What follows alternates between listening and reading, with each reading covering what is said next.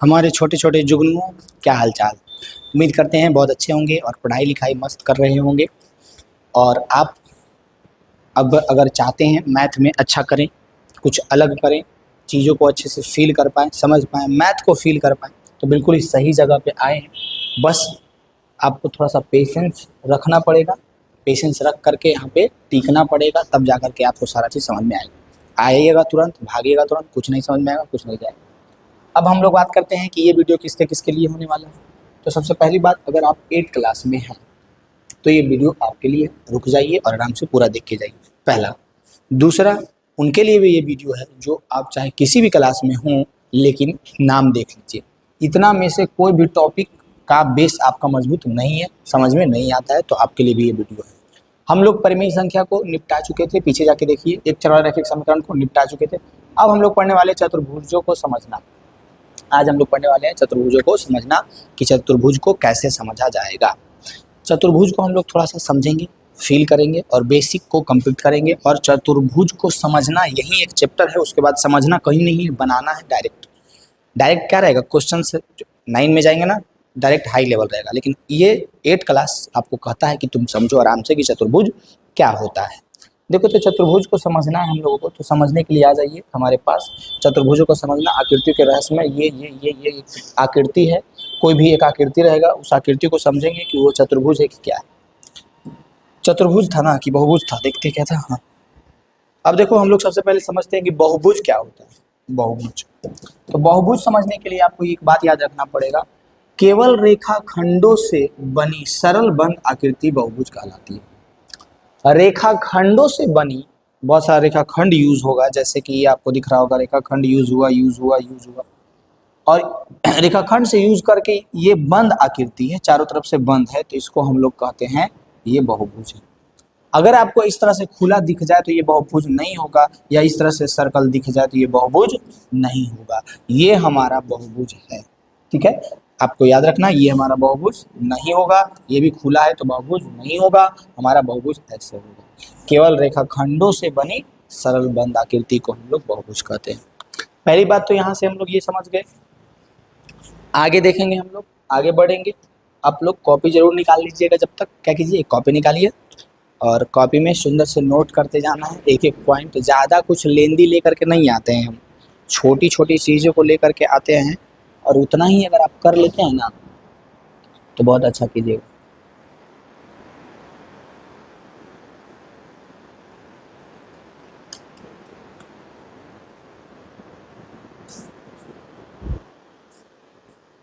देखिए, तो उम्मीद करते हैं आप लोग कॉपी निकाले होंगे, और कॉपी निकालने के बाद सुंदर से एक एक नोट को लिखते जाना है यहाँ पे, जो जो हम लिखेंगे। अब इसके बाद हम लोगों को समझना है दो तरह का आकृति। हम तो कहते हैं कि उत्तल और अवतल बहुभुज किसको कहते हैं।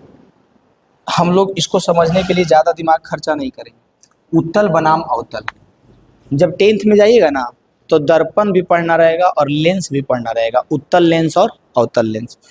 उत्तल लेंस उसको हम लोग कहते हैं, या उत्तल दर्पण उसको कहते हैं जिसका प्रवर्तक सतह उठा हुआ हो। उत्तल वर्डे से लग रहा है कि कुछ उठा हुआ है, उसको हम लोग उत्तल लेंस या दर्पण कहते हैं। अवतल लेंस या दर्पण हम लोग उसको कहते हैं जिसका प्रवर्तक सतह धंसा हुआ है। तो यहाँ पे जो हम लोग पढ़ रहे हैं उत्तल या अवतल, इसमें क्या है, क्या हो रहा है यार, इसमें क्या है कि हम लोग को आकृति को देखना है। तो वैसी आकृति जो थोड़ा सा लगेगा हम लोग को उठा हुआ टाइप, उसको हम लोग बोलेंगे उत्तल। और जो आकृति अंदर की ओर धंसा हुआ रहेगा, जो आकृति अंदर की ओर धंसी हुई रहेगी, उसको हम लोग बोलेंगे अवतल आकृति। क्या हो रहा है, हैंग हैंग हैंग। देखिए, जैसे कि आप आकृति को देख करके ही अंदाजा लगा सकते हैं, इस आकृति में कहीं भी ये आकृति अंदर की ओर धंसी हुई है नहीं है, तो ये हो गया उत्तल आकृति। डायरेक्ट याद रखिए ना पहले, उसके बाद हम लोग किताबी भाषा को देखेंगे। हम क्या बोले, हम हमेशा बताते हैं कि पहले पढ़ाई कुछ लोग ही क्यों कर पाते थे और कुछ लोग ही क्यों करवा पाते थे, फिक्स लोग यही पढ़ाई करेंगे, यही पढ़ाई करवाएंगे। रीज़न था कि शब्द ऐसे ऐसे प्रयोग किए जाते थे कि लोगों को बुझेबे नहीं करता था, अरे यार क्या है यार, बुझाइए नहीं रहा।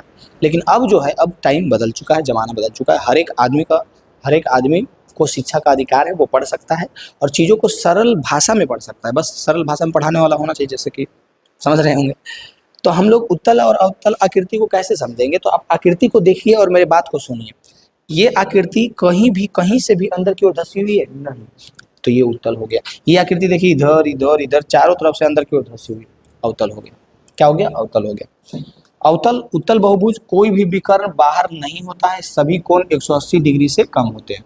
ये दिखेगा आपको 180, सभी 180 से कम होता है, और कोई भी विकर्ण जो है बाहर की ओर नहीं होता है, क्योंकि ये कहीं बाहर निकला हुआ नहीं है। बाहर निकला हुआ नहीं तो बाहर की ओर कैसे रहेगा? इसमें कम से कम एक विकर्ण आकृति से बा भाग में होगा। अब आकृति बाहर निकला हुआ है, जिसका विकर्ण बाहर नहीं, बाहर की तरफ नहीं रहेगा। हाँ, बहुत बहुत सिंपल था ये बात, है ना। या फिर अगर ये इसको नहीं भी पढ़ते हैं तब भी आपको ये बात समझ में आना चाहिए कि हम लोग उस आकृति को देख करके ही बता देंगे कि अवतल है कि उत्तल। अंदर की ओर धंसा हुआ रहेगा आकृति, तो उसको हम लोग अवतल बोलेंगे, और धंसा हुआ नहीं रहेगा, थोड़ा थोड़ा उठा जैसा रहेगा, तो वो हम लोग, तुम अवतल पहचान लो तो खुद अवतल नहीं होगा तो उत्तल होगा, और क्या। उसके बाद है सम बनाम विषम। सम बहुभुज क्या होता है और विषम बहुभुज क्या होता है? तो सम बहुभुज समान भुजाएं, समान कोण, तो उसको हम लोग एब्सोल्यूट सिमेट्री कहते हैं, सिमेट्री, जिसको हम लोग सम बहुभुज कहेंगे। विषम बहुभुज भुजाएं और कोण दोनों असमान हो। कहने का मतलब है, इस बहुभुज को देखिए, अभी हम लोग 8 में हैं, और अभी हम लोग जब इसको स्टार्ट करते हैं तो अभी मतलब नहीं है, आगे हम लोग को मतलब रहेगा, पर अभी मतलब नहीं है कि कौन सा बहुभुज है ये, वर्ग है, आयत है, क्या है, उससे मतलब नहीं। अभी हम लोग बहुभुज को 2 तरह से पढ़े, पीछे पहले 2 तरह से पढ़े, उत्तल बहुभुज, अवतल बहुभुज। अब उसके बाद हम लोग पढ़ रहे हैं सम बहुभुज और विषम बहुभुज। सम बहुभुज किसको कहेंगे? तो सम बहुभुज जिसमें समान भुजा हो, समान कोण हो, इधर इसके सभी भुजा बराबर है, और इसके सभी कोण भी बराबर है ना। इसके सभी भुजा बराबर हैं और सभी कोण भी बराबर है, तो इसको हम लोग सम बहुभुज कहेंगे। और आकृति में हम लोगों को याद रखना है, यहाँ पे एक लाइन ऐसे खींचा, यहाँ एक, यहाँ एक, यहाँ एक, ऐसे खींच दिया ना, इसका मतलब है कि चारों बराबर है। दो एक एक लाइन खींच दिया, एक एक लाइन खींच दिया, मतलब चारों बराबर है भुजा। तो जिसका सभी भुजा बराबर हो, सभी कोण बराबर हो, उसको हम लोग सम बहुभुज कहेंगे। वैसे बहुभुज जिसके सभी कोण और सभी कोण आपस में बराबर हो, सभी भुजा आपस में बराबर हो, उसको हम लोग सम बहुभुज कहेंगे। विषम बहुभुज जिसके सभी कोण और सभी भुजा आपस में बराबर नहीं हो, जैसे आपको दिखना चाहिए, ये वाला 2 लाइन, ये वाला 2 लाइन बता रहा है आपको कि ये दोनों भुजा बराबर है, और ये वाला लाइन एक एक लाइन है, आप बता रहा है आपको कि ये आपस में बराबर है। एंगल भी इसका मान लो बराबर नहीं है, ये थोड़ा सा कम है, ये ज़्यादा है, ये ज़्यादा है, ये ज़्यादा, तो ना ही इसका सभी भुजा आपस में बराबर है, ना ही कोण, तो विषम बहुभुज हो गया। इसमें तीनों अलग अलग है, ये 2 लाइन खींचा, ये 3 लाइन खींचा, ये 1 लाइन खींचा, ये चीज़ आपको बता रहा है कि ना ये बराबर है, ना ये बराबर है, ना ये बराबर है। साथ में अगर हम लोग यहाँ पे ऐसे 2, यहाँ पे 3 खींच देते हैं, तब तो और पता चलेगा कि बराबर नहीं है। साथ में 1 2 लाइन और ये 90 डिग्री है, तो ये बता रहा है कि इसका एंगल भी बराबर नहीं है। तो वैसे बहुभुज जिसके सभी भुजा आपस में बराबर ना हो, सभी कोण आपस में बराबर ना हो, तो उसको हम लोग क्या बोलेंगे? उसको हम लोग बोलेंगे विषम बहुभुज। और वैसे बहुभुज जिसके सभी भुजा आपस में बराबर हो, सभी कोण आपस में बराबर हो, उसको हम लोग सम बहुभुज कहेंगे। यहाँ से एक क्वेश्चन और उठेगा कि कोई ऐसा आकृति हो जिसका सभी भुजा बराबर हो और सभी कोण बराबर ना हो, तो तभी सम बहुभुज नहीं होगा। कोई ऐसा आकृति हो जिसका सभी कोण नहीं बराबर हो लेकिन सभी भुजा बराबर हो, तभी वो नहीं होगा सम बहुभुज। समझ में आ रहा है ना? मतलब कि दोनों होना चाहिए तभी होगा, बात इतना याद रखो। दोनों में से एक भी घटा तो सम बहुभुज नहीं होगा, वो भी सम बहुभुज हो जाएगा। 8 में यही तो फील करना है। अब देखो हम लोग समझते हैं, बहुभुज पढ़ रहे हैं ना, तो बहुभुज का जादुई 360 क्या है? और एप्पल का एजी सर आ गया, देखो तुम, दिख रहा है कितना सुंदर बनाए हैं। जादुई 360 क्या है? यूनिवर्सल नियम है। क्या है यूनिवर्सल नियम? कि किसी भी बहुभुज के बाकोनों की मापों का योग 360 डिग्री होता है, चाहे भुजा 3 हो, 4 हो या 100 हो, योग हमेशा 360 डिग्री होगा। यानी कि याद रखना है, क्या याद रखना है? कि हम लोग जब बहुभुज बनाएंगे तो उस बहुभुज के बाह कोणों का योग, जैसे ये इसमें ये कोण बन रहा है, इसमें ये कोण बन रहा है, इसमें ये कोण बन रहा है, ये, तो उस बहुभुज में बाह कोणों का योग जो होगा, उस बहुभुज में बाह कोणों का योग जो होगा वो हमेशा हमेशा 360 डिग्री होगा। इसमें बाह कोणों का योग जो होगा वो हमेशा 360 डिग्री ही होगा। बहुभुज के बाह कोणों का योग हमेशा 360 डिग्री होगा, चाहे भुजा 1 रहे, चाहे भुजा 2 रहे, 3 रहे, 4 रहे, 1000 रहे, 100 रहे, उससे मतलब नहीं है। बताओ समझ में आ रहा है बात? अगर कोई बहुभुज है तो उस बहुभुज के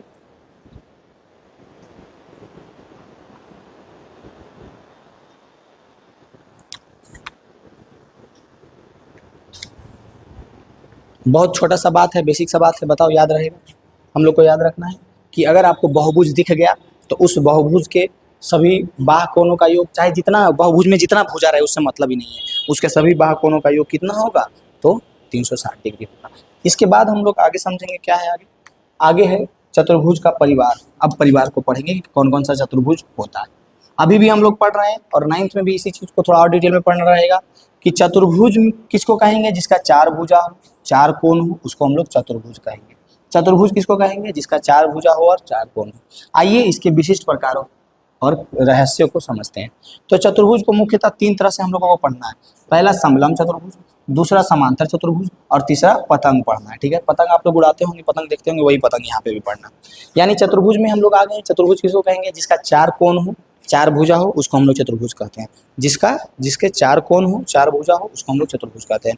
चतुर्भुज को 3 तरह से पढ़ना है, समलंब चतुर्भुज, समांतर चतुर्भुज और पतंग। समलंब चतुर्भुज, समांतर चतुर्भुज और पतंग। समलंब, समांतर और पतंग को पढ़ना है। ठीक है, अब आगे देखते हैं क्या है। आगे देखो, सबसे पहले समलंब को देखो। ठीक है, समलंब चतुर्भुज।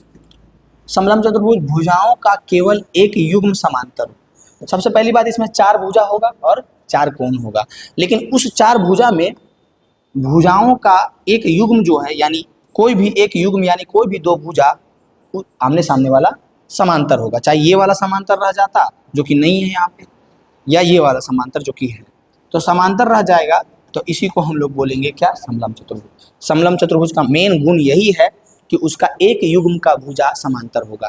यानी 4 भुजा होगा ना, तो 4 भुजा में 2 भुजा जो होगा वो समांतर होगा। समलंब चतुर्भुज का मेन यही गुण है कि समलंब चतुर्भुज हम लोग आराम से देख करके यही बताते हैं कि समलंब चतुर्भुज में एक युग्म का भुजा समांतर होगा, यानी आमने सामने वाला एक जोड़ी भुजा समांतर होगा। ये इसके समांतर हो या फिर ये इसके समांतर हो, लेकिन कोई ना कोई रहेगा। उसके अलावा उसको मतलब ही नहीं है बाकी किसी भी चीज से, बस एक ही चीज से मतलब है कि जिसका एक युग्म का भुजा बराबर समांतर हो, भुजाओं का केवल एक युग्म समांतर हो, यानी ये इसके समांतर है या ये इसके समांतर होता तो यहाँ पे ये समांतर है, ये है, तो बस ये क्या है, समलंब चतुर्भुज है।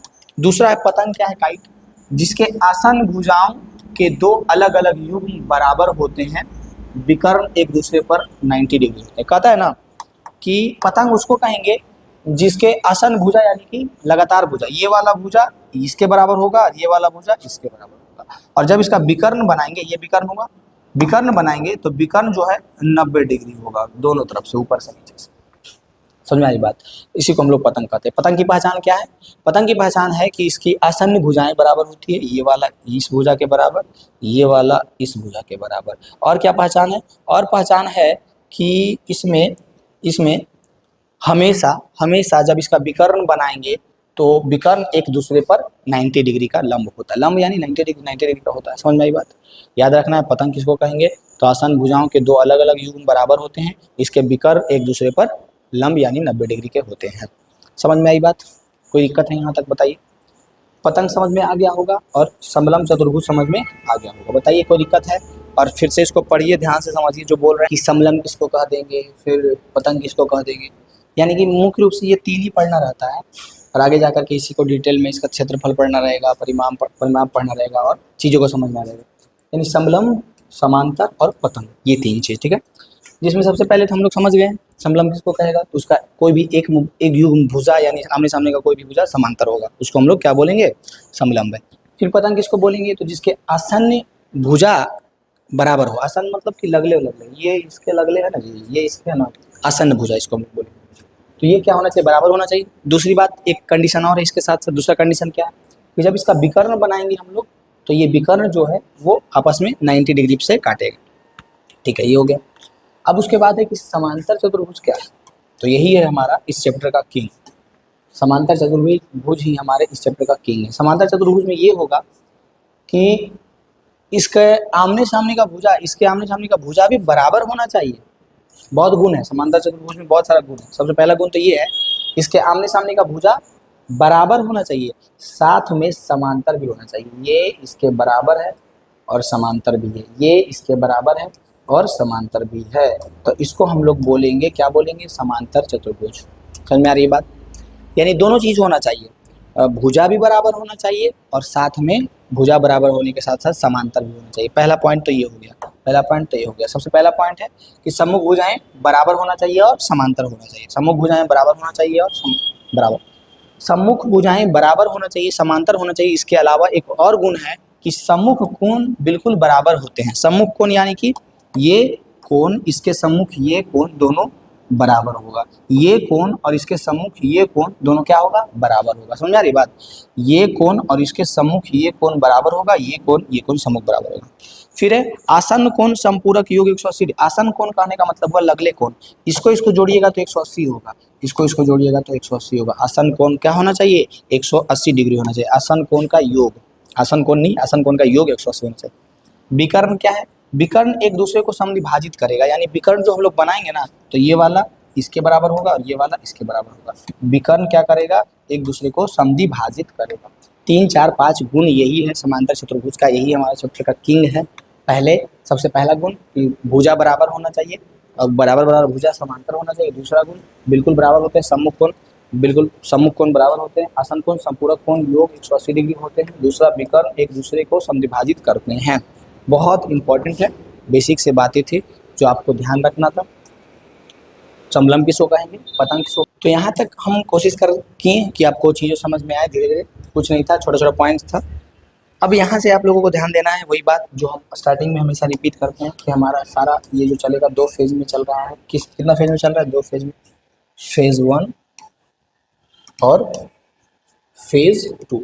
फेज 1 हमारा हुआ कंप्लीट, फेज 1 हमारा हुआ कंप्लीट और इसमें अभी बहुत सारी बातें छूटी हुई है जो हम फेज 2 में आपको बता देंगे। ये एक छोटा सा इंट्रोडक्शन समझ लीजिए मेरा कि हाँ आपको समझ में आया फेज 1 या नहीं आया, चीज़ें आपको सरलता से दिखी या नहीं दिखी, हार्ड वर्ड तो कुछ यूज नहीं किए, सब सरल सरल शब्दों में आपको समझ में आया या नहीं। ये था फेज 1, जिसको समझ लेना है पूरा बेसिक। फेज 2 में हम लोग इसके हार्ड लेवल के क्वेश्चन कर लेंगे। एनसीईआरटी सॉल्यूशन तो अलग से है ही, वो देख लेना है। लेकिन फेज 2 में हम लोग इसके हार्ड लेवल के क्वेश्चंस को कर लेंगे और साथ ही साथ एग्जाम लेवल के क्वेश्चंस करेंगे। जो आगे आप एग्जाम दीजिएगा कोई भी कॉम्पिटिटिव, तो क्या यहाँ से कुछ पूछता है और पूछता है तो कैसे पूछता है, ये सारा कंप्लीट करेंगे। तो आप सबसे पहले आपको कमेंट में बताना है कि फेज 1 एक छोटा सा वीडियो 10 मिनट का जो भी है 15 मिनट का समझ में आया आपको या नहीं। उसके बाद फेज 2 के लिए कमेंट जरूर कर देना है, ठीक है। तो आज के लिए इतना ही, फेज 1 में इतना ही, फेज 2 जरूर देखिए। जय हिंद, और आज के लिए इतना ही।